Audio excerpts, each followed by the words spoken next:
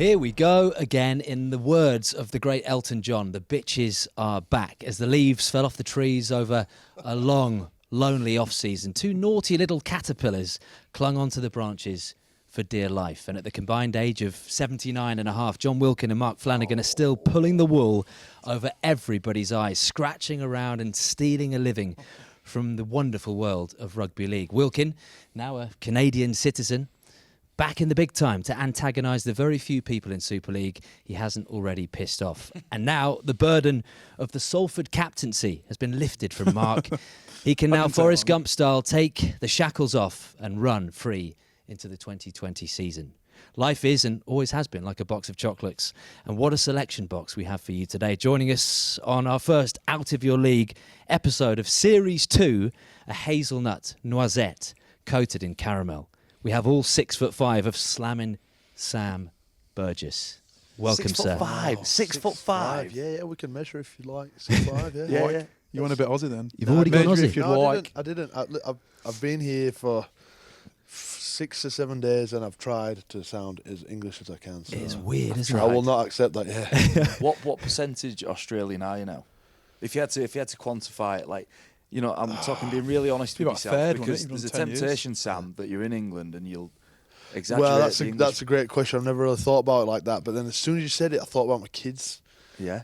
They're half Australian, aren't they? So that's 25% already, let's Yeah. say. But then also you've inherited an element of Australian. Yeah, I do have some Australianisms, like I'll say footy.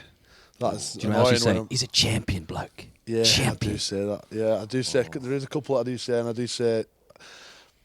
Don't kill me. I do say soccer. Only because. Right. Let me explain it. Because when you're there and you're in a conversation with someone, and you'll say, "Did you watch the football last night?" They'll say, "Yeah, the Roosters were good, weren't they?" No, I'm talking about the other football. They're like, "No, it's called soccer." So then you have about a 5-minute discussion and explain why you call it football and not soccer.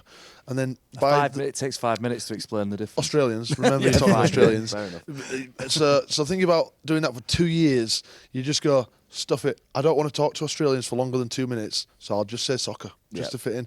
And then when you've been there 4 years, you just become accustomed to saying soccer. Then I come back here and I do say You're soccer. 80% Australian is what No, I'm I'm just not. taking Nowhere from near. that. I'm not. I'm about 35%.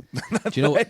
We That's often, a lot we as often have a well. conversation on this podcast. It comes up a lot, Mark, doesn't it? Of which Burgess you would save from a burning building, which is Well, you bring it up all yeah, the time. it's quite a tough one to go for. I mean, Yeah. I haven't saved you in any of those scenarios, Sam, That's before, okay. but I have saved one of your brothers. I think Mark didn't even save you as well. I think he saved That's Thomas. Thomas. I mean, look, physically, it would be quite hard Fair enough. for me to sort of Well, get I'm one not of you Sam over on a Burgess, farmer's so, lift and yeah. stuff as well. Depends which days. But if we had a wheelchair or some way we could get you out of the building, Yeah. Mark, would you still go for Tom? I've thought about it. Sam's the most famous, probably with the Don't- most money, so that's got to think of that. Yeah, you've got to go Don't net say it worth. now because I'm sat here.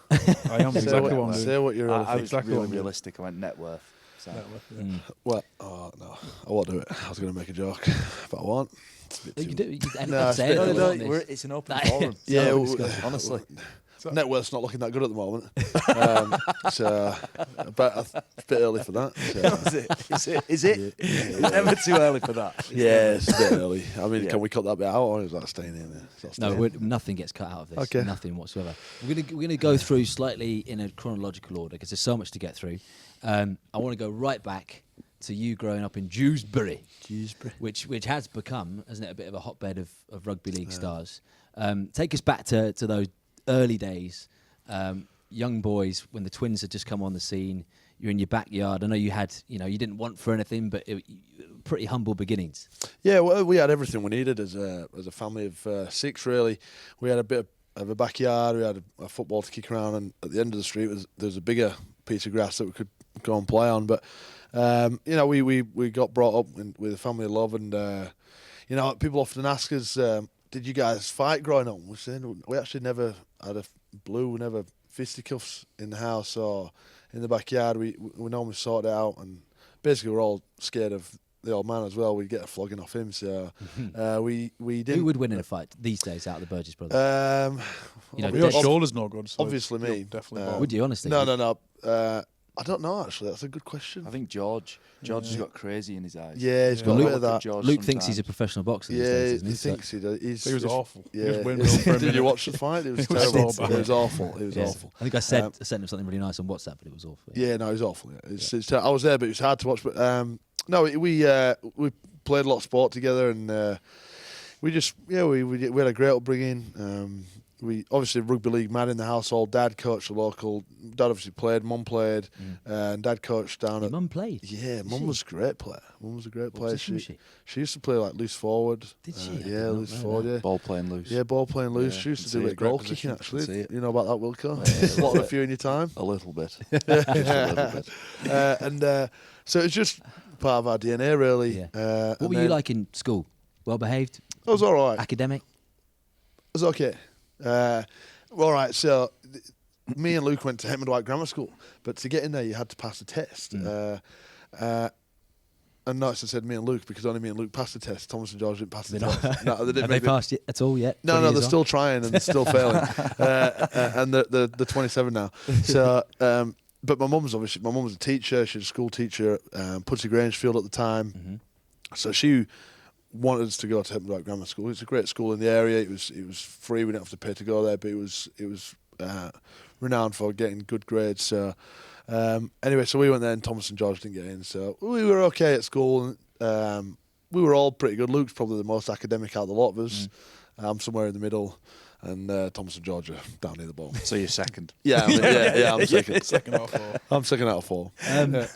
Look, nothing's off limits on this podcast, and we're going to get deep. And I want to talk about your dad because, firstly, I mean, he was as a player, he was a brawler, he was a front row. He played for Rochdale, played for Hunslet, local hero.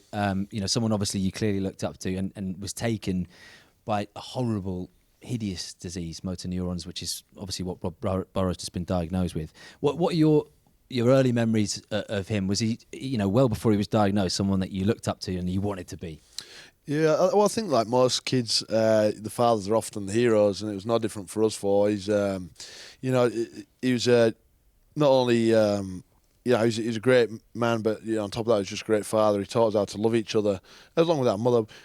Taught us how to love each other and care for each other first and foremost. He taught us how to be loyal and everything like that. So, he's a special man. But most people say that about their fathers. And it was sad to see him go through that, and we went through it as a family. It was pretty tough, and obviously it's very it's in the game at the moment with Rob Burrows, what we see as well, and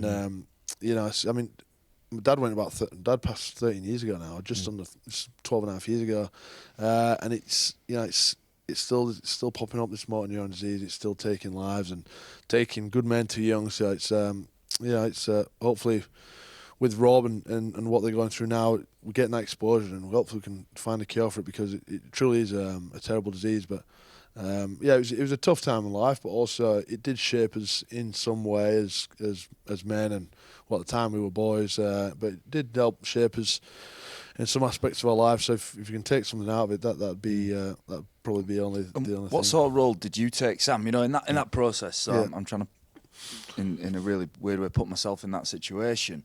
In your family home there, your father's ill. I mean, how did that's changed the hierarchy of your home? Do you know what I mean? Yeah, well, look, it's confronting, and not, my parents weren't together at this point as well. My parents had just separated, and then obviously found out Dad was sick, and at the time, the twins would have been 13, maybe younger, 12, 13. Yeah, and I was 14, 15 at the time. And Luke was, I was down on loan at the Broncos, so he would have been 17 Quins, years of age. The Quins at the time, and so basically, it was just me and Dad in the house. So the role I took on was just what I was just in the house and doing what I can.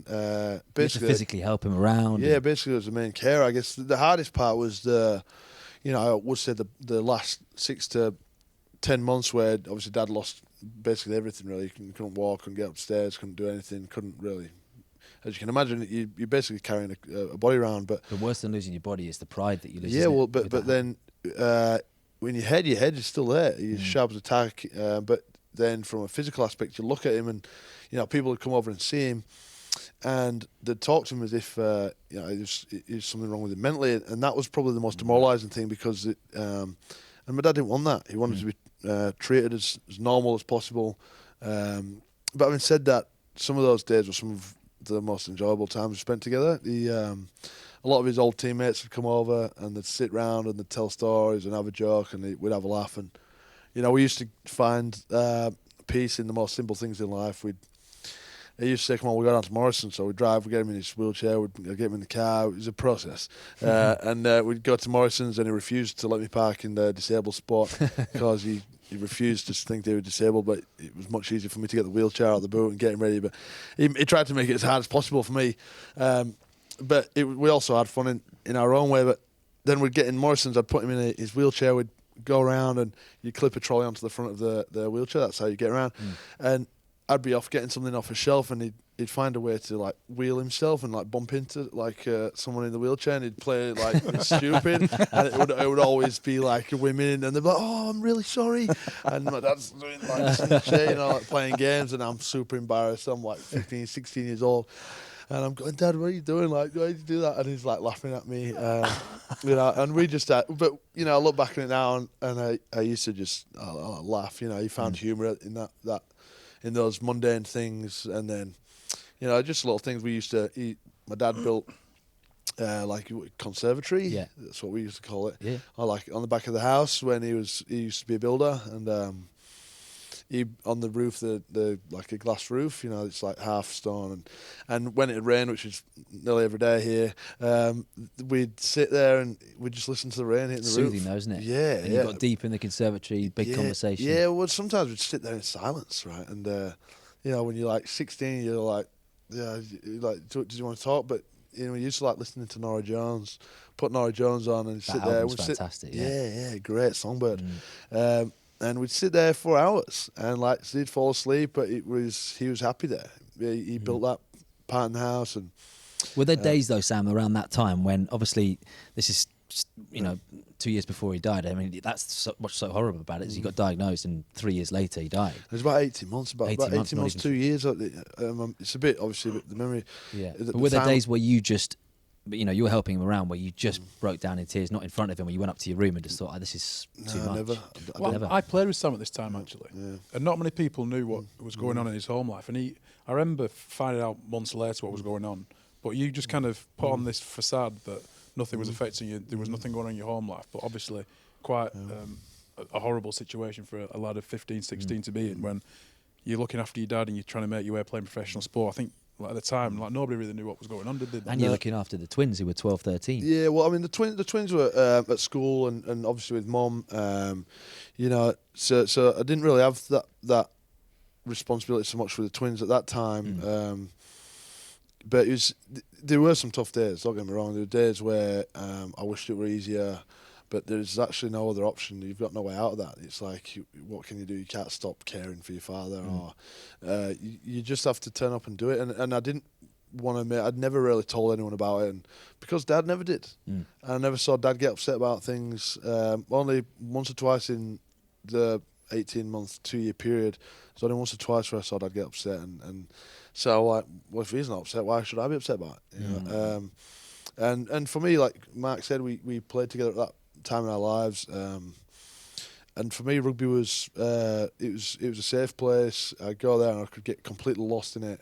It's what I knew. It was it was a break really for me. You know, I'd go there and train and do 4 or 5, 6 hours work, then go back, and it was that was hard. So it was a bit of a saviour too for me. So I didn't really want to make a big song and dance about it. I just had but you're to saying get that, on and with then it, look, when your dad passed, I think a week or less than a week later, you're playing 3 or 4 days. Yeah, 4 you're days. playing for Bradford Bulls, and Biffa Luke was playing for Quins, making his debut. I think his Super League debut. Yeah, it wasn't too long after, which is a sad thing. I mean, how do you go out and do something like that when that's just happened? Is that, or is it just what you said? You can manage. It's the switch that you can turn off when you're on a field like that. No, it is. But then Dad wouldn't have wanted us to miss too. He would have. Yeah, he wanted. Dad hated being a burden on anyone. It really did.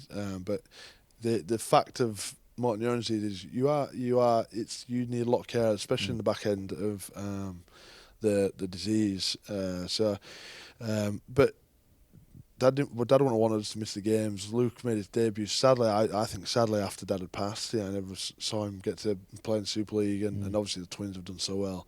So that does upset me sometimes. When I really sit and reflect about it. But I mean, those were just the cards we were dealt, and I look around and there's so much sadness in the world, and people in far worse positions than I was and have been. So I never feel too sorry for myself. I understand that life can be cruel, and so it probably taught me that lesson young. But did it shape you guys in terms of there was a burning passion to relive his legacy, and which you're still carrying today with everything that you guys do? Yeah, 100%. 100%. I believe that I still do to this day believe that he's seen me and all my brothers. I see my dad in all parts of my brothers. They all have different sides of him, good and bad, and so I completely believe that. And he's there somewhere, as spiritual as that might sound. He's there somewhere, but we created us. He's in there somewhere. And now I've got my own children. I can see that because I see bits of me and my kids from birth right through to where they are now. So I do believe he's in and around. Well, mate, he'd be immensely proud. Yeah, I mean, look, we'll get on to. Yeah. We'll get on to the moment of 2013 when you guys all played together for South Sydney, which I mean he'd be watching down there, thinking, Jesus Christ. No, that was a great day. That was one of the highlights of my career, really. We were so fortunate with that. We have been so fortunate throughout our whole careers that it's all panned out. You've had a little bit of luck along the way. It's a Hollywood script. Yeah, there is a bit. I guess Russell saw that when he signed me. He wrote the script. Yeah, he saw that when we first met in 2009, and over time things just fell into place. A bit of luck here and there, but now it was a special day. I don't think we realise quite how lucky we are as brothers to be able to do that. And since sort of then, or 2014 after we won.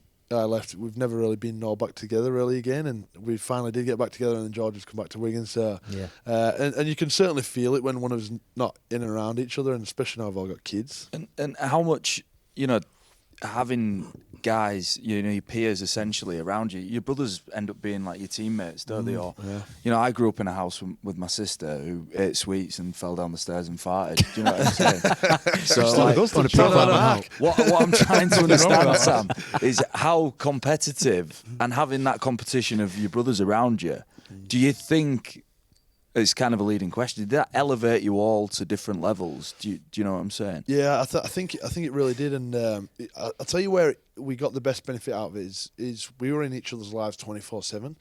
Now, when you're a professional rugby player or footballer or whatever it might be, whilst you're in the headquarters, you've got eyes on you everywhere, right? The coaches, the captains, the senior players, and whatnot, keeping you accountable. But then when you're away from there, some people do what they want to do and might not be as professional and diligent as they are at HQ, whereas me and the boys, we lived together and we were always in each other's company, so we basically were keeping each other in check 24/7, if that makes any sense. We were, hey man, I don't know if you should do that. No, it's not good. We've got this on this weekend, or maybe you shouldn't have that beer, or maybe you shouldn't do that. We were just constantly on it 24/7, but in a loving, caring way. It wasn't. And who would lead that? We would all be. We would all take our time, and we'd all have moments of weakness, like we all do, because we're all humans, and we all have moments where we thinking about making a not a bad choice or decision, just one that might not be beneficial for the performance on the weekend or for the long-term health of whatever, blah, blah, blah, blah, blah. So that's what, when I look at it now, I go, geez, we were constantly going, no, don't do that. That's not good for you. It's accountability at home. Not just at training, not just at work. Yeah. So you had accountability every day. Yeah, so and it did help us all a lot. And I figured out with my older brother, actually, we were talking about our careers about 12 months ago. And we said, geez, we've all had a bit of a slip up in our careers when we've not all been together, right? We've all done something, and I thought, that's probably a good point, So that's probably, it did help our careers being together because we were accountable, we were on each other, but we just had that brother bond together all the time. I want to apologise to my sister as well. She did. That was. What did you say again? Well, she just ate sweets and farted. Fell down the stairs. I fell down the stairs. You apologise, but it is true. It's Which not only true. she will know, really. If you watch this. She won't watch this. No. Of course she will. It's fine. Millions of Don't worry. viewers, I got told. Look, let's go through it chronologically because it is such a good story, and I want to keep it in some sort of order. But 2006, you made your Super League debut for Bradford Bulls against Leeds, Yeah, and you were already at that stage dubbed Dirty Leeds. the Sonny Bill of the UK, weren't you? I think it was at Shantae Harper, yeah. So happy. So yeah, Shantae he came out with that Yeah. quote. So you come on the stage, everyone's expecting so much. You then, not long after that, get on the international stage at the expense of Benny Westwood, which is quite a funny Oh, it's a story. great story, Tell that yeah. one. Yeah. Well, yeah. So we were playing. I got picked in the train-on squad in 2007 for the. There was a game. It was centenary year between the Northern Union and the All Golds. So it's basically an English team, which was Northern Union, versus the All Golds, which was the touring Kiwi team. But they invited, I think, 2 Australian players that could tour with them. So we played a one-off test. Wayne Bennett was actually the coach of the All Golds team, and Tony Smith was ours. Anyway, I was in the squad. I was on the bench. I didn't expect to play a lot of game time. Ben Westwood was starting at loose forward, and they said lock then. That was the Australians. It was starting at loose forward. Yeah. Anyway, 2 days before the game, he'd gone out the night before, and I think he had a few beers and maybe something else. Overindulging. And he'd sort of turned back up to the hotel in not a fit state. Next morning, came to breakfast and fell down. There's about 4 steps down into the breakfast area. Completely missed him, fell, bang, hit the floor, and everyone just turned and looked, and all the coaching staff was sat there. This is getting ready to go into a captain's run session. So everyone's going, whoa, what's going to happen there? A couple of senior boys took him off and just tried to look after him, but the coach had already seen it and disciplined him, looked at see what was wrong with him, and decided to put him through a fitness test that night at the captain's run. He still didn't sort of come around and sober up, but Terry Newton's putting spiral bombs up and they're bouncing off his head, and he's doing star jumps because everyone's told him to do star jumps when you get off the bus because the coach will be impressed with that. He wasn't that impressed with it. Anyway, so they dropped him. They kicked him out the team and off the tour, but that meant that Did you feel bad? Not really. Hey, Sam grassed on him. Sam grassed on him. Yeah. I remember Sam shouting to Tony, just whispering to Tony, "You want to see the state of Ben? You should see the state of Ben. Yeah, Want to see the state of our Ben?" I said you should. I said you should kick him off the tour. Anyway, but I didn't really. Obviously, I was a young kid. I was pretty naive to what was going on. Anyway, they just said, Sam, you'll start at lock, jump in, a loose forward. Yeah, you start loose forward, jump in. So I'm like, okay, no worries. I didn't have too much time to think about it, and we played the next night, and I ended up playing well. You smashed Fui Fui Moi Moi, didn't you? No. This is before that game, so it was like the lead-up game. Chill out a bit. But I got man of the match, scored a try, and then blow my own trumpet now. I'm tired. I can all do that, Cowie. And Westwood's just watching from the side. Yeah. No, he's at home anyway. He's in bed. So then the coaches have gone, but the team we played against was the test team for next week, so it was against that team. So the coaches have gone, geez, you might be able to give some to the team. So then the next week, all week that I was in and out of the team, and he said, look, do you think you'd start in the front row? I said, yeah, of course, I can do that. He said, it's supposed to be Jamie Peacock and Adrian Morley in the front row, but he moved Jamie Peacock to the left back row, started me and Moz in the front row with Gareth Ellis on the other second row, and Sean O'Loughlin at loose forward, Terry Newton hooker. Amazing pack.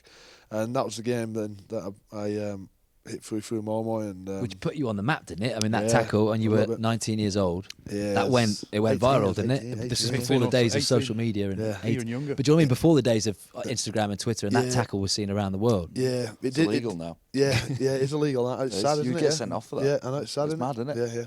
So, but it really put me on the map in some respect, because at the time Fui was classed as one of the most destructive runners over the NRL. Yeah, I was an 18-year-old kid on debut, and he was just Fui Moi back then. You made him into Fui Fui Moi Moi. Yeah, well, I did make him famous a little bit as well, I think. But we had, but it was a great test series. But Benny Westwood, to this day, I saw him last week, and he said, "You know, I made you, don't you?" I said, "Yeah, thanks, Benny. Thank you very much for that." He said, "No, I made your career by messing up that year." I said, "Yeah, thanks."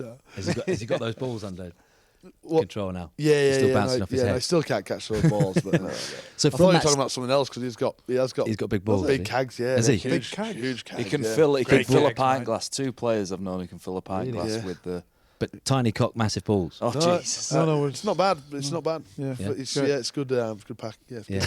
Yeah. So I hope you don't mind not me long saying after. that. No, that's fine. Say what you want. Apologise Shit, after. piss, bug, or whatever you want. Yeah. So 21 years old. Yeah. Let's fast forward a little bit. I mean, look, the fact that had put you on the map and so on, Yeah. and then you always had that urge to play in the NRL. You never made a secret of wanting to do it. Probably didn't think it was going to happen as soon as you did. And let's fast forward to you having a conversation with Russell Crowe, who rang you up. You thought this was a piss take on the phone. You didn't really think it was him. Yeah. Well, it was just bizarre because I'd not reached out to them. They'd not reached out to me. It was just off the cuff. I'd been chasing Manly for a while. I'd been ringing Desi Hasler on the way to training nearly every day. He kept missing my calls and he wouldn't ring me back. I was a pest. And then out of the blue, we were playing in Wales and my phone rang. I took the call. It was Russell, and I didn't believe it was Russell. And then he sent me some bogus. I got a bogus email from. It looked like a fake email address because I said, "Oh, I'll give you my email address and send me an email." Gladiator@hotmail.com. No, it was like some weird. It was some weird, that looked like a junky email, and it came through, and it was like all the history of the club, and I thought someone was just pulling my leg from the club. Just copy and paste Andy off the Lynch, website. it looked like a copy and paste. But Andy Lynch once made me believe that I'd got a BMW sponsored car, and he had me waiting on the other side of the stadium for about 2.5 hours. Said, "Yeah, we'll be there soon, mate." So I'm thinking it's Andy Lynch stitching me up. Yeah, of course Russell Crowe's going to get in touch with me. Anyway, it turned out it was him. And like a couple of weeks later, I went down there with a couple of mates, and we met him. We had dinner, and we got on the drinks together, and we had a big night. And I remember we were prank phone calling all the other celebrities out of his phone at midnight at night. So was he Who did pissed you- off? who He'd did sent you you this. get? He compiled this big email, and you hadn't read it. No, and then so we didn't talk about anything that night. We just got drunk and we phone called Who'd you people. get? We were ringing Shane Warne. We were ringing Pranking Shane Warne. Yeah, we were pranking Shane Warne out of his phone, leaving him voicemails. Dean Widders, Dean Widders, who played Cast Tigers. He was I'm expecting better than Still Dean with Withers. us. no. Yeah. Dean Widders was making Oh, the right, prank okay. because he came. He's good friends with Russell. So hold on. So this was this on the set of Robin Hood? No, so this is in the hotel. He's staying in a hotel right In down Derbyshire. in Derbyshire, Yeah. on Derby. Anyway, we didn't talk about anything. I'm thinking, what a waste of a night that was. Yeah. We just ate fancy food in a fancy place, and we didn't talk about anything. I wanted to come and play in Australia. Anyway, he said, "Look, come down tomorrow." And I said, "I'll come down with Mum." He said, "Yep."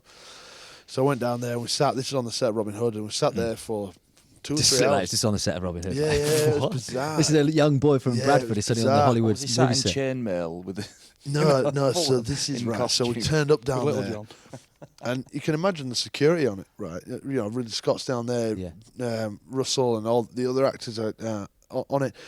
So the security is pretty big, and we're down in a field, and we pull up, and there's security there. So, "Yep, your name." So, Sam. Marion. Yeah, Sam Burgess. Little John. Yeah, that was it, Little John. I'm here to see Russell Crowe. I'm not footballer. He wants They're to like, sign. "Yeah, fuck off, mate." Yeah, and they're like, "Nah." And then they said, "Oh yeah, just drive through there." And they drove through, and Russell had this crazy setup, like 3 trailers packed in a U shape, and he had his own courtyard. He was the big dog on the movie. Yeah. So we pulled in, and we're just like, me and my mum turned up, and it was a drizzly day. It was a pretty drizzly day, and so he wasn't ready to act. He came out, and we were chatting, and I always felt bad because everyone was like rushing around and working, and they're doing stuff, and someone came in about an hour into the meeting and said, "Oh, hey, Russell, Ridley wants you on set. We're going to start in an hour or so." And Russell had a routine. It takes him about an hour to get ready. An hour later, we're still sat there talking. I'm thinking, oh my God, like, we're wasting everyone's time and money here. But we just spoke for about 3 hours before he Ridley decided. Scott twiddling his thumbs. Yeah, before he decided to get ready and get on set. But in that 3 hours, we just spoke. We didn't really talk too much about anything other than about me as a player, as a family, about my brothers, and spoke about a bit about dads. And I think he was just checking my temperature, seeing what kind of person I was, and whether he wanted to make a play for me because it was going to be a big move. And I think he understood that early. And then I think he saw the care that me and my brothers had for each other, the family we had, and I think he saw the opportunity right there in that moment. resonated with him. And that's why he took his time that day. And anyway, so then it took us off, and we watched him film a few scenes, which was pretty cool. And so we spent the day down there, and I reckon within about 3 or 4 weeks we had a deal together. But it wasn't the most amazing deal, but it was a deal that got me a chance in the NRL, and I was happy to take it. So, fast forwarding just a little bit, then on your 21st birthday, Yeah. you land into Sydney, Yeah. and it all begins. But just before that, you'd been getting loose with Russell in Los Angeles. Yeah, Can we you tell got us what loose. happened We in got LA? loose. Yeah. So, well, first of all, I wasn't supposed to be on duty until mid-Jan or something, because I just played in the Four Nations series in 2009, and we lost in the final to Australia, so we didn't finish up playing till like mid-November or something. But anyway, I wasn't doing anything. I was twiddling my thumbs. And Russell just called me up one day and said, "Do you fancy coming to Pittsburgh? I'm filming a movie here the next 3 days." He said, "I've got like 4 days left, and then we'll go to LA for 4 days if you want. There's a few parties there, and then we'll fly into Sydney together." I was like, "Sounds cool." I was like, "No worries." Sent him my passport.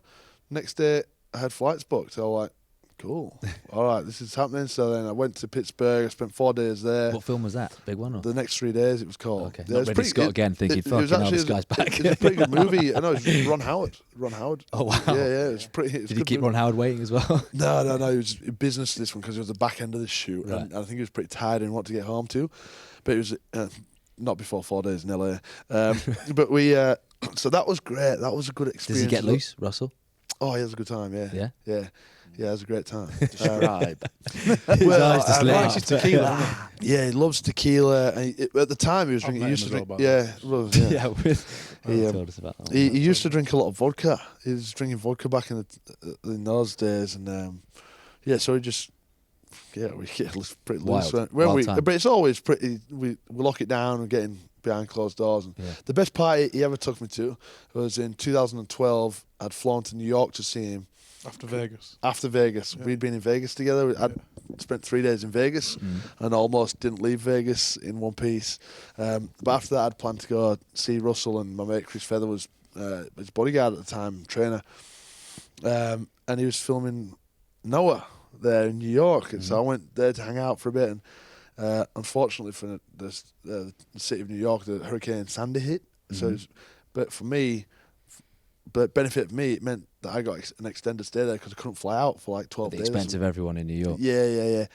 But so that meant we were there for Halloween in New York with Been there, done that. every T-shirt. star you can think of was in town because they were all stuck there, Yeah. right? They love Halloween in New York. Yeah, and they turned this old cathedral into this amazing nightclub, and we rocked up. And like, I'm going to drop some names here. Get Let's ready. go for it. Go on. Better than Shane Warne. And Dean Widders. yeah, Dean way Widders. better, way better. We didn't have fancy dress. We didn't have a fancy dress on because we weren't prepared for it, but we didn't care anyway. You could have easily gone as a pumpkin though. Couldn't you? Yeah, It would have took a bit of orange paint, Sam. just paint it orange and Just do I'd be some perfect. lines. Yeah. What? Listen, what? Yeah. Anyway, so Anyway, we let's keep going. Move on. So we got dressed up in normal clothes, and we went to this party. It's a private party. There's thousands of people in there, and some famous DJ on. But we walk in the booth we're in, and in there's like Leonardo DiCaprio, Jay-Z, Beyonce, Seth Rogen. Oh, what's the little chubby guy out of Superbad? What's his name? It's Jonah Hill. Oh yeah. Oh, and like Ice Cube was there. All these. And I'm just going, yeah.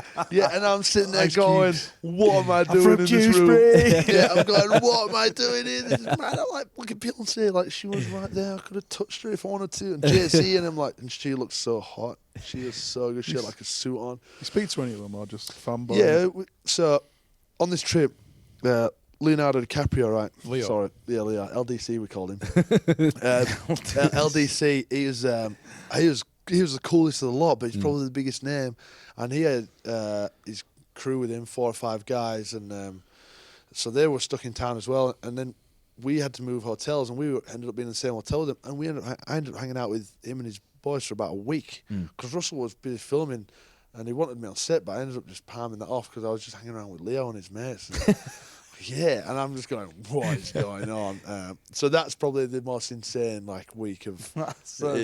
It was cool as it was really cool. So let's go to that bit where you arrive in Sydney, and I imagine life was so different because I know you said it wasn't the greatest deal. The greater deals came later with the contracts, but you're on a decent deal, decent cash to what you were earning in Super League, and people cared about it. That's front page. You know, it was the crazy, media scrutiny, good and bad, had ramped up a few gears. Yeah, hadn't it was actually a complete change in lifestyle, really, because coming from Dewsbury and playing in the Super League, it's fantastic. But it's a different level when you go over there, and I didn't quite understand the hype that had been made about me before I arrived there, and I think Russell knew.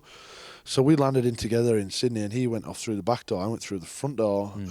This is my birthday. It was 14th of December 2009, and I walk out and there's a ton of press there, and I'm thinking, what's going on here? Like, I thought Russell went that way.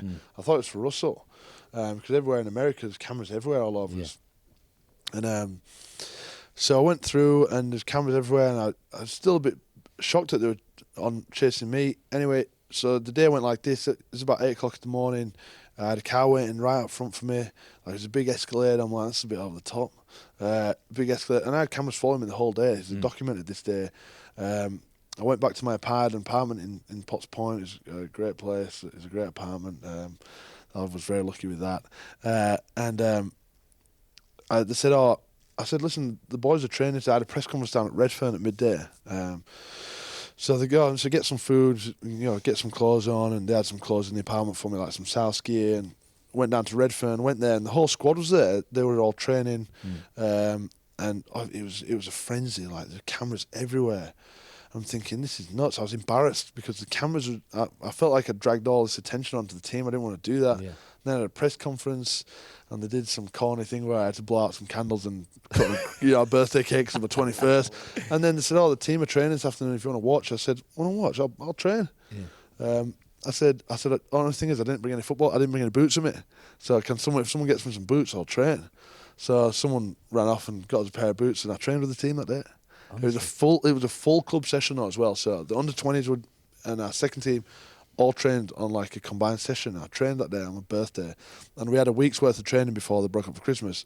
So I trained the whole week. I trained with the team, and then got to know everyone, and then we had our Christmas break. And what did they make of you when you rocked up like a rock star? No, it took me a while to break through actually, because some of them must have been thinking, who the fuck who's is this dickhead? That's what I could see it. I could feel it. Yeah, and there's not many that warmed to me. It took them about 3 months until I started playing with them. They didn't really want to know me, because I was essentially going to take someone's spot.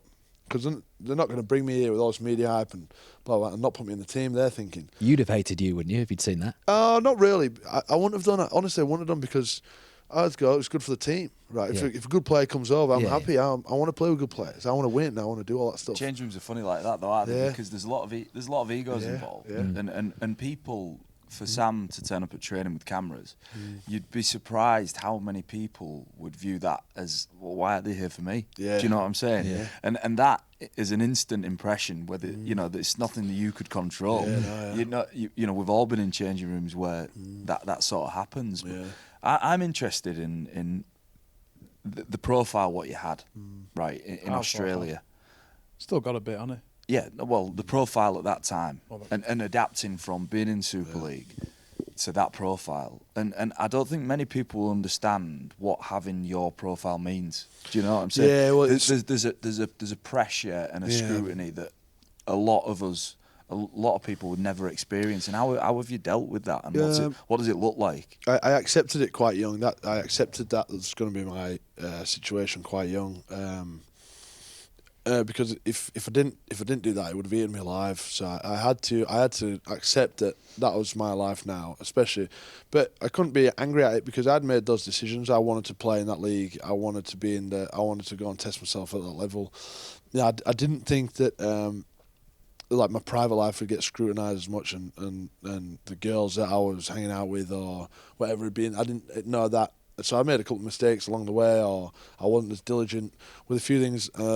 But it's all right. I just learn it, and like now I'd been there 10 years, and it's grown over the 10 years. Like now, I have to keep things together. I have to be diligent in what I'm doing and where I'm going and who I'm with. And but like I said earlier today somewhere, that I can't be upset at the fact of that, because it's for me as a kid from Dewsbury, I love the game of rugby league, and we all want the game to be as big as possible and get as much profile as it. So I can't sit here and say, oh well, I feel disgruntled about it because it just means that the game's so interesting over there, and we'd all love it like that over here because it would mean that the game's big and it's getting what it deserves. Have you had to adapt your life on the back of that in terms of like who you hang around with, where you go? Do you keep an inner circle? Are you a bit more reserved? Yeah, a lot more reserved. consequence? Yeah, it's not. That's why it's nice to come home and can let the hair down a little bit. But you tend to. I can go out for a beer on a Friday and Saturday night, and it's not an issue for me. Whereas in Sydney, I just can't do that at the moment. Like, I can't go anywhere. Has anyone ruined the inner circle? Has anyone blown the trust? No, everyone. Oh. Yeah, that's a yes. Oof. That's Yeah, fine. a couple of times. Yeah. Not in a circle, but Outer circle. Yeah, Like you're probably outer circle. I'm not like even in the circle. overlapping circle, you know. Yeah, no. Yeah. Yeah. So they're your inner circle joined to another inner circle, Yeah. but they're not really. Yeah, they're not really in that No, circle, they're but they're part of that crossover. circle, and it's crossing into my but circle. got So into they've yours. infiltrated my circle. Yeah, get it. And they just Get it. let out a few things, but that's all right. Like, you just learn and whatever. What's the most annoying thing about your profile? What is the thing if you could change it? You know, you've spoken about, right? Yeah. It's great and you can promote the sport and it's fantastic and you've got all these wonderful opportunities. You're in New York, you're sat with Leonardo DiCaprio, that's mega, isn't it? Yeah, it is mega. Yeah. What is the thing that annoys you most about being as famous as you are? The most annoying thing is when I'm a tiny bit late, or I'm pushing to like make for the podcast. today. Yeah, like I'm late here today, guys. Sorry, but He's like not when, sorry. when I'm not sorry not sorry whatsoever. at all. I'm not sorry whatsoever. I am really to the staff, me, but to you. We are staff. But like when I'm like a tiny bit late to somewhere, and someone stops me and they go, "Oh man, just do this to the story. Can I just have one picture?" And you feel then, like you have to. And then, yeah, I'll take this one, but it's one picture for them, but it creates a commotion, and it's like 30 pictures for me, Yeah. and then I'm definitely late now, and then I'm going to get fined. You know what the answer to that is? Just Yeah. get there a little bit earlier and then do the I pictures. know, but sometimes in life kidding, you I'm can't kidding. control something. And then there's other. Now we've got kids. It's annoying when I'm trying to take my kids to the park. That's pretty annoying. I don't like It it. becomes intrusive, doesn't it? Why do you get a disguise? It's hard. Like the glasses with the fake nose and the moustache. Yeah. That'd be Mr. Potato Head. Yeah. Yeah. But I am the 6'5" hulking guy. Remember, Will said at the start. Yeah, yeah. It's hard to I'm not a disguise. big deal. Although Not a big deal. Wikipedia heights can be edited, because I made him 5'3" and somehow did 17 you? and a half stone. Yeah, someone said that to me the other day. They said, Yeah, well, you're someone- quite deceptive compared to your Yeah, Wikipedia. I Chief. didn't realize you were 5'3". Look, I don't want to be rude because so much I want to get through, and I have to get on a train in about 25 minutes. But there's that's loads of stuff I want to go through still, so bear with me on these. I want to go to next 2014 NRL Grand Final, unbelievable, and the fact that the first bit of contact you had in that match, the first tackle that you made within seconds of the game, you have a face like a dropped pie, as James Graham put it. That's quote on. Quote That's on exactly quote. what he said. And Clashed heads you, with a cow. you broke the cheekbone. Yeah. I mean, what the fuck? I don't know. Did you What know the you fuck? broken your cheekbone? Did Yeah. anyone know? You knew straight away. Straight smashed it, away. didn't you? Did you? Yeah, it's- Describe that pain. Describe that moment, that emotion on the biggest stage of your career. It was really painful actually. It was, but it was a shock as well because I'd never had any facial injury before, believe it or not, except a broken nose. So I'd never broken any bones or anything around there. So I didn't know what it felt like, dislocated shoulders and fingers or whatever. So you never felt that before. And I got it was like a stinging sensation straight down my face. If you broke your, I've cracked my cheekbone, yeah. Yeah, But I've not done anywhere near the But damage what you've happened was the impact was so big here, it wedged in and it must have hit like a nerve pad underneath here and it all down my face. So Did you feel it hanging off? So for about the first 10, 15 minutes, straight away after, I thought, oh man, I can't believe it.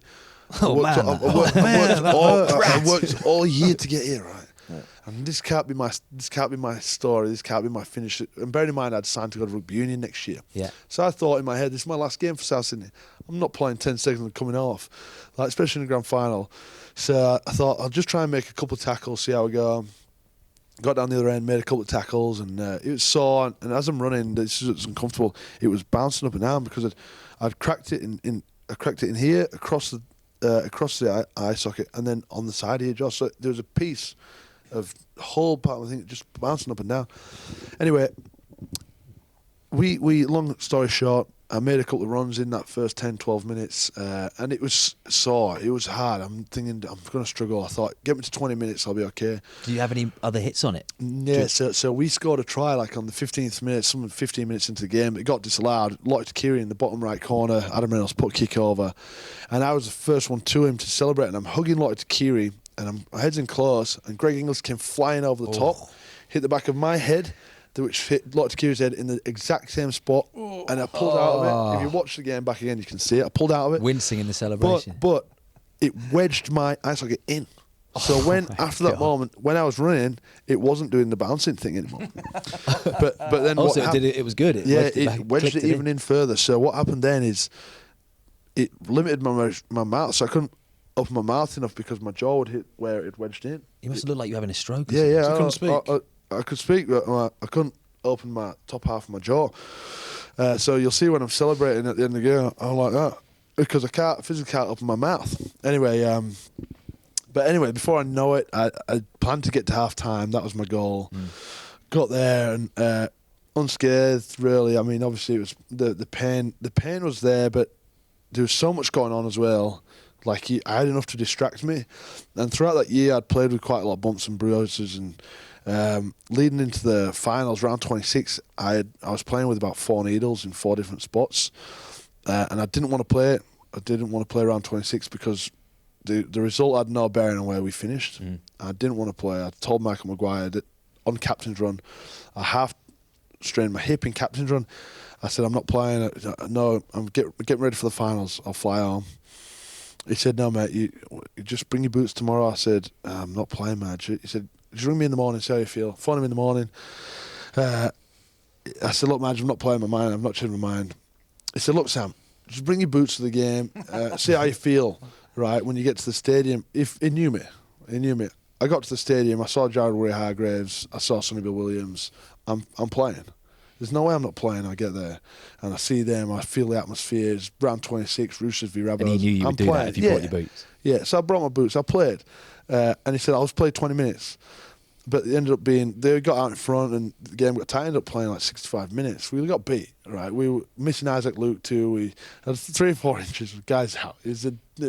But what it did, I trained my mind all year like to overcome pain and obstacles because I'd played with it all year and he knew what he was doing, so it was a smart play from him. Yeah. You don't know what was coming up in the finals, and so by the time I got to that incident, I'd had experience of managing some serious injuries. Well, George has said that you'd have to have sliced both your legs off to get you off that pitch. Because, I mean, even at half-time, the physio's going, mate, come into the... He said, don't talk to me. So at half-time, my doctor, I've got a great relationship with him because I've been on his bed quite a lot.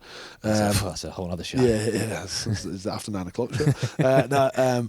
So at half-time, he looked at me super concerned and he said, Sam, come into the back room. I said, Doc, I'm not going in. He said, Sam, I need to see you. I said, look, Andrew, I've played the first 40. I'm in the team. I want to sit down and listen. I want to feel this half-time talk. And he just said, look, you need to know not to blow your nose. And he said, you can lose your eye if you get hit there again. My God. I said, okay, no worries. Okay. And he said, well, at least I warned you. I said, no problem, sit down. And unfortunately, I didn't lose my eye. Fortunately, I didn't lose my eye, and we ended up going on to win the game. Incredible. It's good, yeah.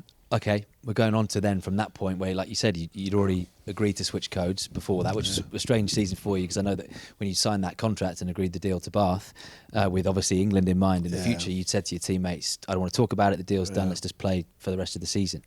You then come over to England, and that obviously was in the forefront, just like you going over with the Fui Moi Moi tackle to Australia, you come over to England with playing with a broken cheekbone in the NRL Grand Final. You have to learn everything again. You know, you're playing at centre where you're touching the ball 4 or 5 times a game, making 3 or 4 tackles compared to being right in the thick of it. It was a complete lifestyle change again, wasn't it, to do that? And there was so much expectation on you because I remember it at the time. It was like, this kid's coming over. You watch him. He's going to start at centre for England. They're going to win the World Cup. There was pressure on you. You must have felt that. It was exactly like the trip to Australia. Turned up at Bath and I was going to take someone's spot. So it took me a while to crack through to them a little bit, but it was actually it was harder than I thought it was going to be. Just the technical side of the game. I didn't really care about the pressure because I'd had that my whole life, so I never really read it or felt it. It didn't really bother me too much. Where the only time I felt it is through other people.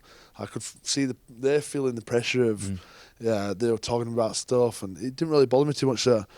But what I found hard was obviously leaving the game I had a good hold on rugby league at the time. I was finding it easy, so to speak, and then coming to a game where I'm at ground level, right? And that was. You played in the reserves with 20-year-old kids, Yeah. and you've been on the biggest stage, Yes. on the global stage. You must have been thinking, what the It was hell is mad, going on? right? There's the most humbling time in rugby union for me is I played Exeter away on a Monday night. So I was playing for the second team on a Monday night, which is the kids.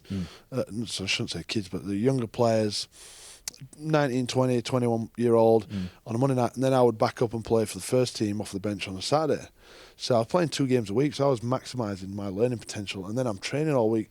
So I'll play Monday and then I'll train Tuesday with the first grade squad. So I was like foot to the throat. I was going as hard as I could. But we played Exeter on a Monday night up at Exeter away. 6:30 kick-off. It was freezing. It's like January time.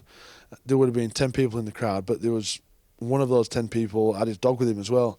And I remember seeing him and warm going, oh, that's strange. I've never really seen a dog at a game before. That guy came to heckle me all game. Right, he came in all day. He's going, Burgess, you shit.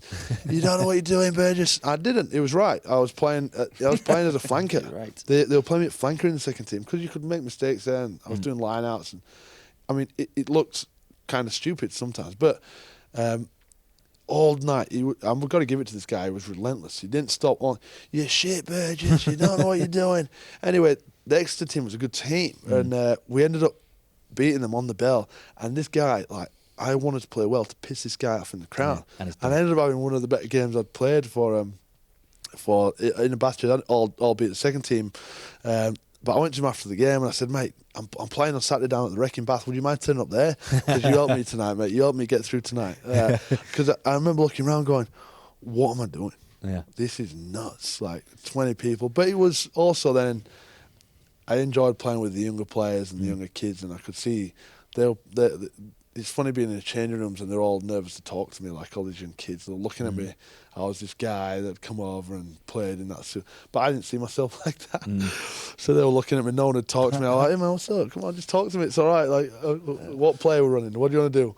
Yeah. So I'd try and help them out a bit. And but I had a good time. I enjoyed my time at rugby. But from then, so you do get into the England setup, and I think you played against France, and Matt Dawson slagged you off saying you can't take this guy to the World Cup. And you get into the World Cup setup. England have a shit World Cup, which is not absolutely to do with you whatsoever. You were a scapegoat for a lot of people in this country. This is one of the things I think I got protective and frustrated around this time, and obviously not that you needed any protection or frustration from anyone, but from myself, from the outside looking in on when Sam was playing, I remember I did an interview for BBC 5 Live, and I think it was Jeremy Guscott and it was me, and it was all based around you, about your performances or whatever. And around the time, the Independent newspaper ran an article, and David Cameron was getting criticised for the language he used, and he referred to refugees coming through like a swarm, and the Independent had pulled him up on it and said you can't use words flippantly like this.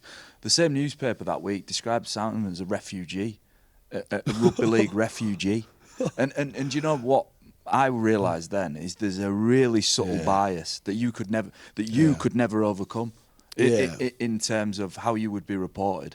And it might, I reckon it could have, it would have. I thought you did exceptionally well, and you, another 2 years, and it would have maybe looked different. Yeah. But at that point, Sam, I realised there's a subconscious bias that you would never overcome. Yeah, coming from a position of working class background into the sport, which realistically is elevated. Like me with pinky rings, isn't it? Yeah, that's cute. That. I do agree a little bit, because there was I did feel like I was swimming upstream a little bit. We made the Premiership final at Bath, right? And I was starting flanker with them for the last 12 games of the season. We got beat by Saracens. I wonder why they beat us. Everyone's getting houses bought on the sly from the owner.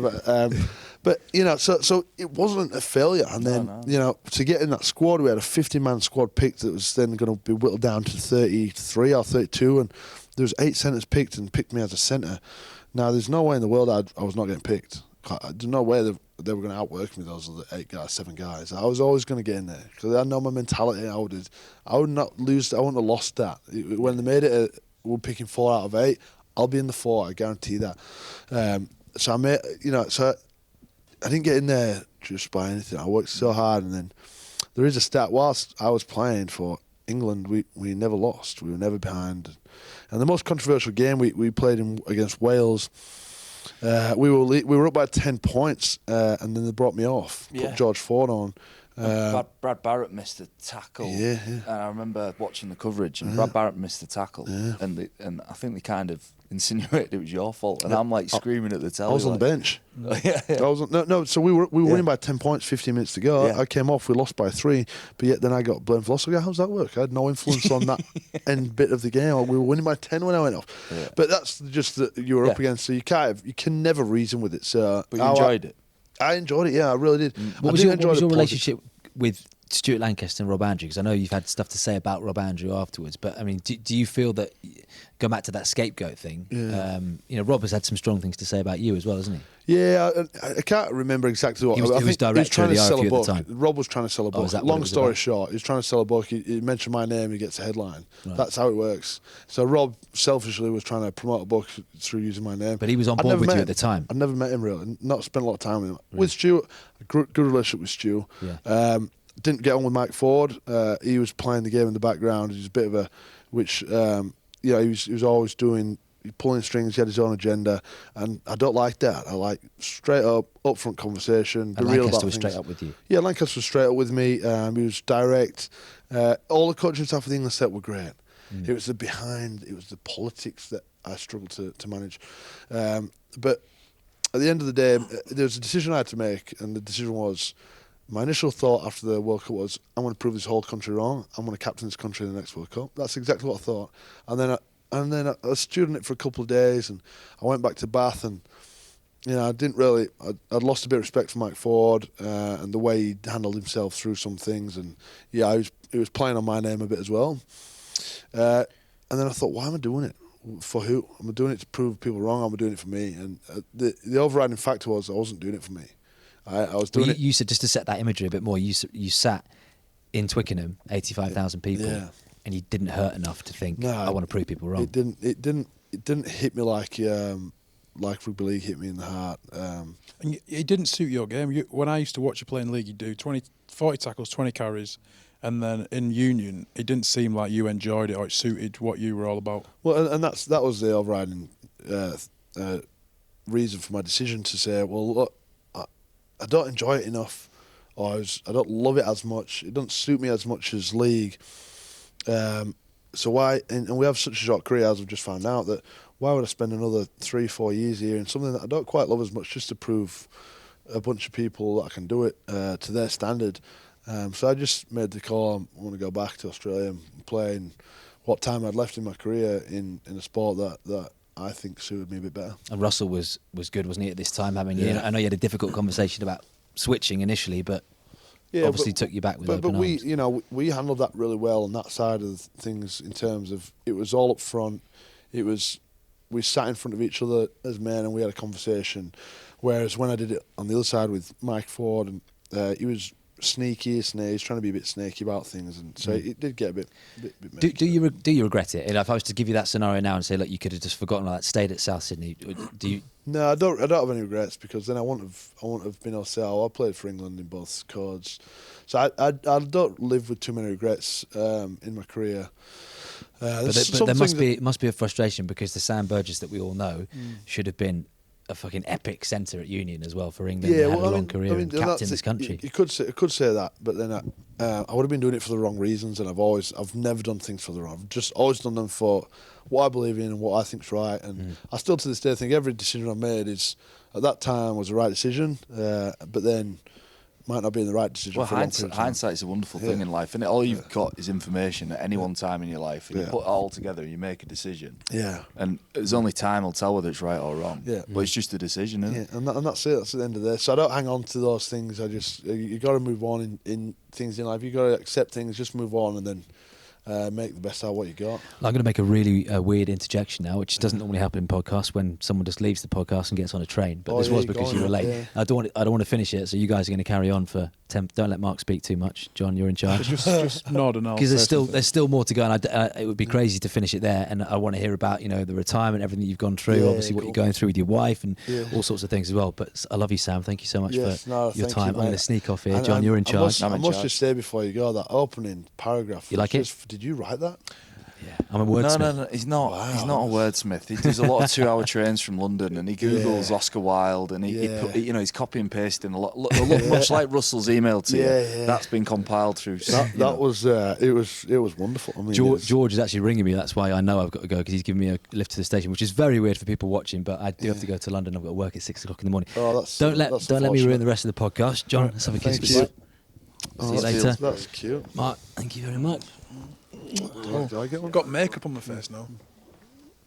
Oh, that was on the lips. Thank you very much. I'll take my Haribo. Carry on. That was really on the lips. See you all next time. Don't You've forget you got can nice download soft the lips, podcast. Mate, you want to see the rest of me. Yeah. You can download the podcast. He's got soft body as well. Yeah, iTunes, Podbean, wherever you get your podcasts. Thanks. See you. See ya. Why have we got a pink microphone? We'll talk about that next time. Yeah. It's 'cause Are you've got you nice soft uncomfortable with lips. the pink microphone, Will? Yeah. So did you leave us some questions to talk about? No, it's good. Are we just to our own devices here? You can write your own questions, Sam. Yeah, all right. What are we talking about? So, Now the boring one's gone. yeah, absolutely. This is going to get really He's deep still in the now. room. Oh no, he's still here.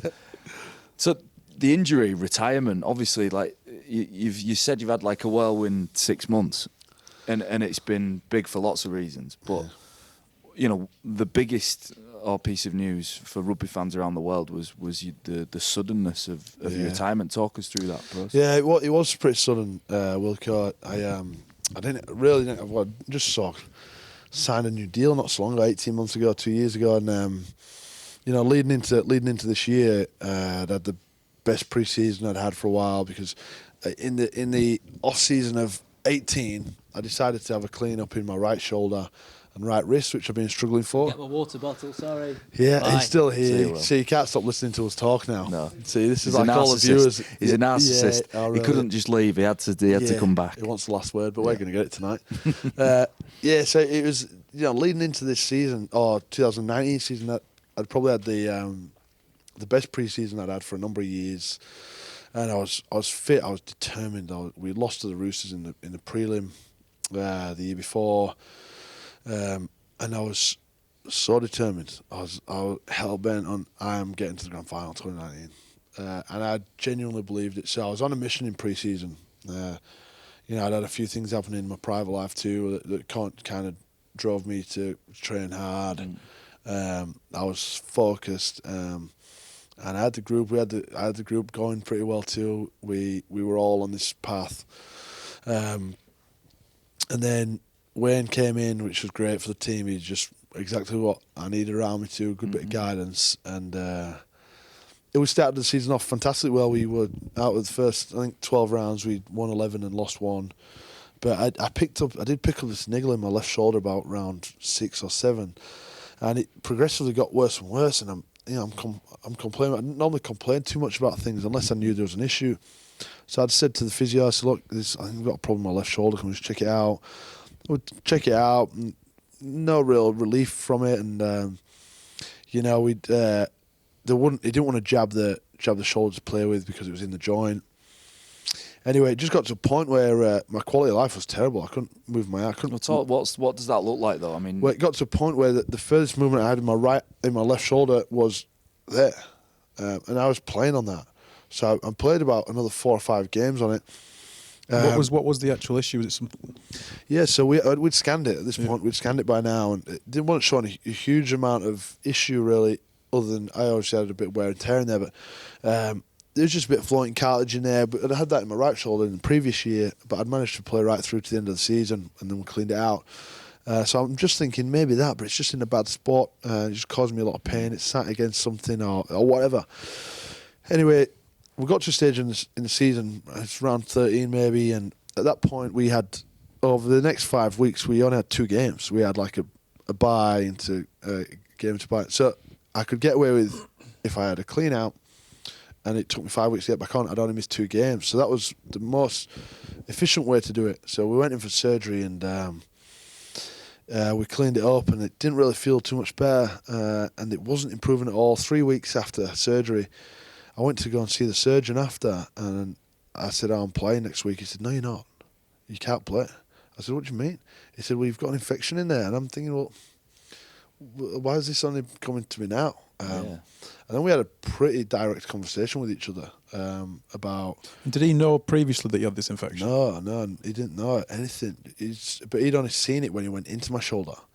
And he'd done my previous 2 operations as well.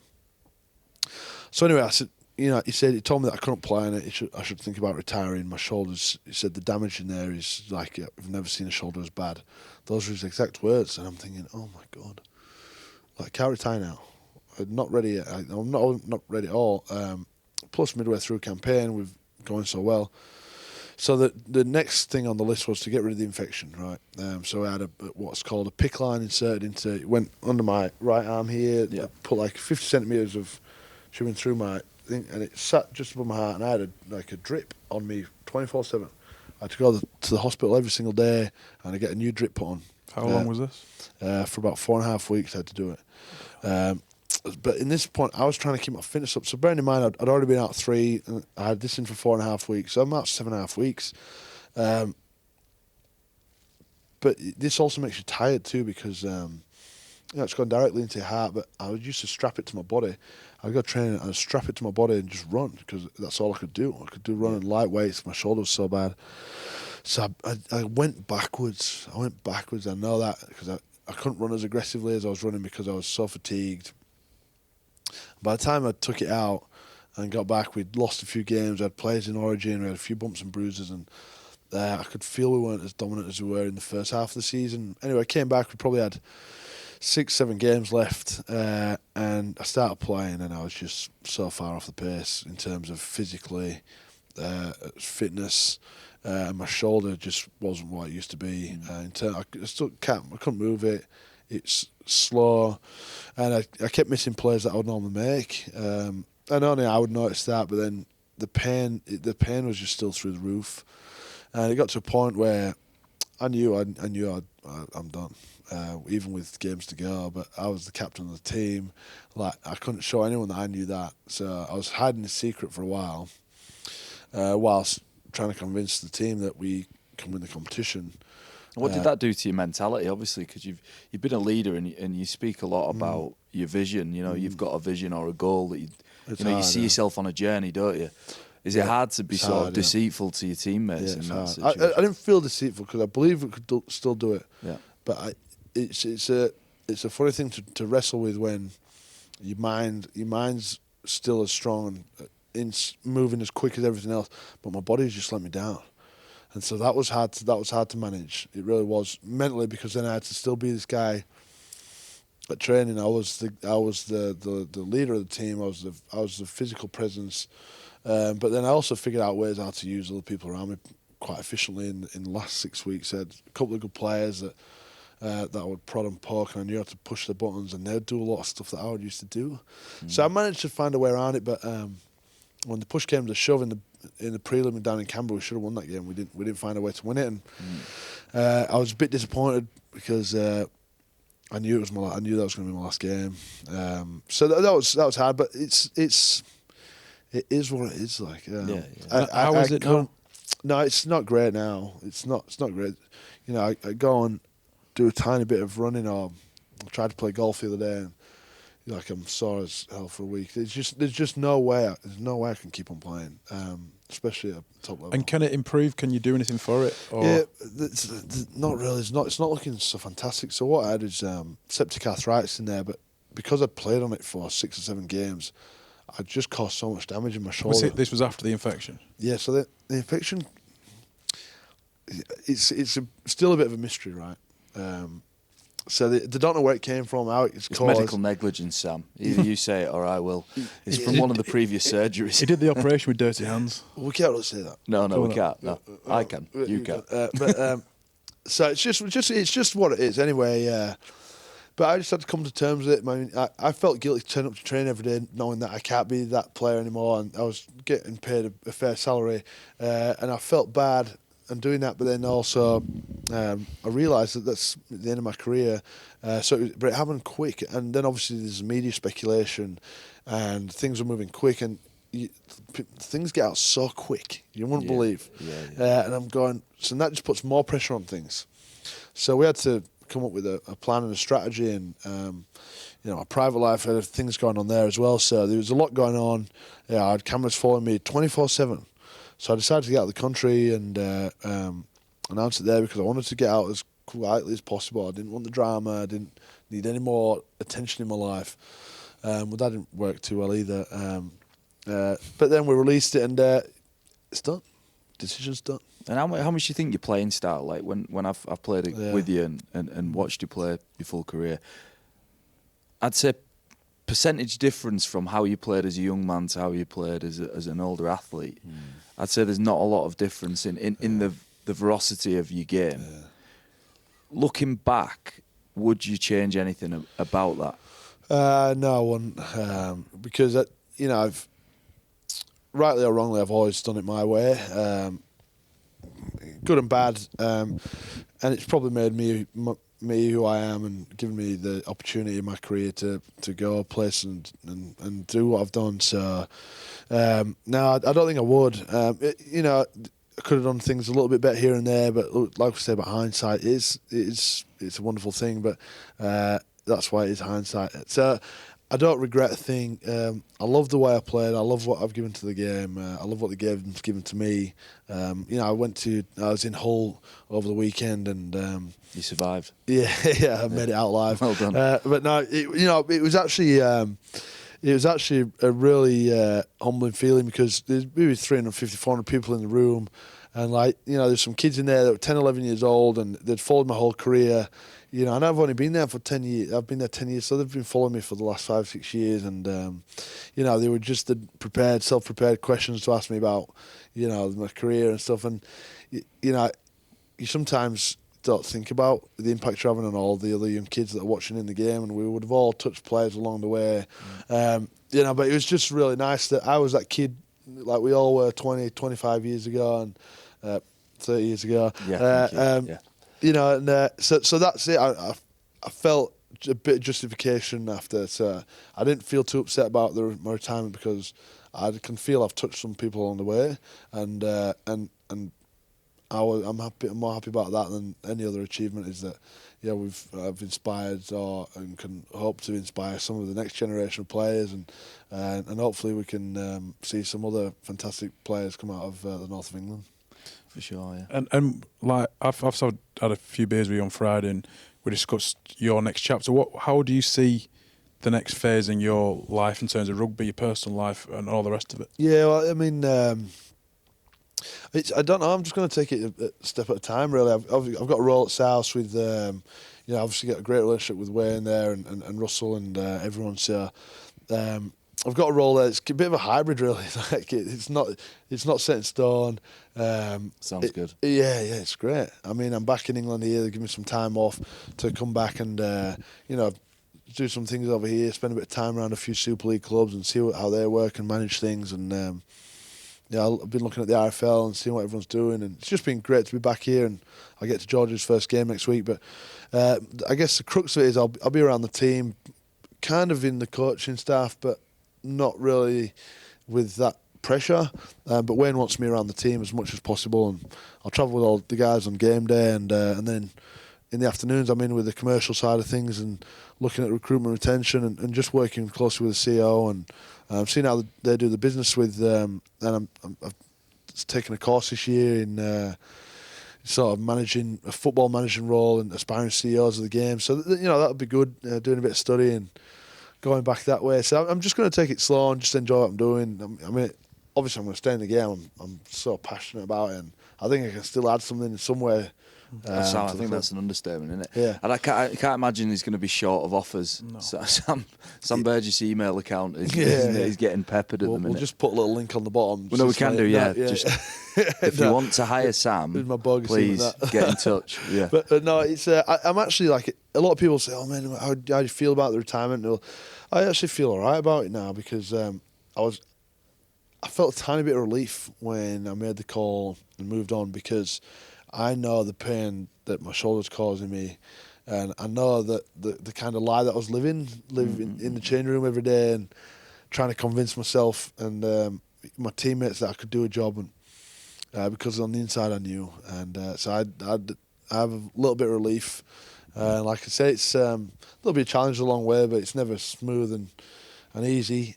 So I'll just find my way through this next bit, and but I'm really enjoying it so far. It's been great. Yeah, I think rugby league is sort of desperately sad not to see you play again. But I think from my perspective, it was a privilege to in the brief time I did get a chance to play alongside you. And I think in 2007 in the tests against New Zealand, and then watch your career and how much you have actually inspired and inspired a generation of players. And not just that, is that your presence in the game, I think, has had maybe your biggest legacy as an outsider looking in. I appreciate that. The way in which you've influenced, people, but dragged our sport in this country to a different level just through your achievements. No, I appreciate in that. the NRL. Yeah, no, it's been an absolute pleasure. Well, I think it's great too. There's a lot more. We see a lot more English players over there as well, and they do fly the flag on a weekly basis for England. They do, because there is the rivalry between the English and Australian, which is healthy, but there's so many over there now and doing so well, and they're having such an impact on the game, and they are winning the hearts of the Aussies too, which is a challenge. Being an Englishman is a challenge to do, and they're slowly doing it. So if and there's guys before me paved the way. Moores and Gareth Ellis, and before that was Ellery Hanley and Malcolm Riley. A list of players goes on and on. So it's been a great ride, but it's that chapter's just closing and the next one's just opening. So I'm pumped. So when are you back to Oz? I'm going back on Sunday morning. Right. How many paid gigs are you on while you're here? I've got a couple. Are we getting paid for this? Yeah. Is it getting paid? Let's put the money back into the game somewhere. We're not sure. Yeah. No, we'll put the money back into the game somewhere. Oh, he's even now he's just a we'll legend, do that. isn't he? Yeah, we'll put it into like Grassroots. Grassroots. Do you have Leonardo DiCaprio's number? LDC it's under. I have his like right hand man's number. No. He's secretary. No, I don't have Leo's number. No way. Well, can you Does not he have message the right hand man? Does Leonardo DiCaprio have a phone? Yeah, I think he does. Yeah, I want that call to get that. Can you try and get it? Have you got Ice Cube's number? Because you were good friends with him as well. I've got Ed Sheeran's phone number. That's cool. Oh, That's cool, my isn't it? God. That's a name cool. drop because that's unprovoked. Yeah, that was no. an unprovoked. Yeah, name you're the drop. one who's normally I would never story. say it, but I'm proud of that because I just love him so much. Do you keep in contact with him? Oh mate, we talk to each other. No, every you night. don't, do you? We talk to each other all the time. No, you don't. Yeah, we do. No, we don't really. No, you don't. No, He's we from don't. Halifax, isn't he? I don't Yorkshire, know. originally. Oh, what a groupie. Reddit. Yeah, no, he's a great bloke. He's actually he's a good fella. Every time he's in Australia, we normally catch up. He's got, to be fair, the only way to establish who has a bigger head between Ed Sheeran and Sam Burgess would be what? How would we work it out? Well, you could take the two measurements because Brian Fletcher over in Australia has got a huge head, massive, and we took two measurements. Yeah. This way and this way. Yeah. And he had a bigger head than me. But I'm going to tell you a test that would absolutely I know what you're gonna change say. this. The water displacement The method. water in a bucket. So what we need to do is suspend you by your ankles and dip your head in to a pre-arranged point in a Yeah. bucket that's full of water. Yeah, because it's sheer volume then, isn't and it? then the amount of water that your head displaces, Yeah. when we can then You just go to the compare bottom of the chin. Yeah, how to the far in amount do you of go? water that Ed Sheeran's head Yeah. displaces, James Graham's head Oh, displaces. he's got a huge head. Yeah. Ed Sheeran and James Graham together, imagine that. No. That's like the worst version of each other, you know? Oh, that's horrible, You isn't know, it? it's like- And Tolman as well. Yeah, and Tolman's like the best version. Then it goes Ed, the second best version, and then James Graham's like way down here. The third. Have you is this you not forgiving James for headbutting you in that final? Or No, you good now? You're good now. Yeah, I forgive him. I do because he didn't mean to do it. It was actually an accident. Everyone thinks he meant to do it. I think he meant to headbutt a few other people, but that one was ours was accidental. Yeah, and he didn't bite Billy Slater's ear. Yeah, No, I've didn't. not given shit Just in about that case as well. you- No, he Yeah. never did. He swears to this day never bit his ear. No, he said he rubbed his teeth on his ear, which Yeah. caused a cut in the teeth marks. So Sam, thank you very much for coming in Pleasure. to join us on Out of Your League. Will's Yes. done one. Yeah, no. So I suppose rude. we'd have to say download the podcast or watch it on YouTube, and we'll be back next week. Sensational. Thanks Cool, for having me, gentlemen. sensational. Cool. Lovely.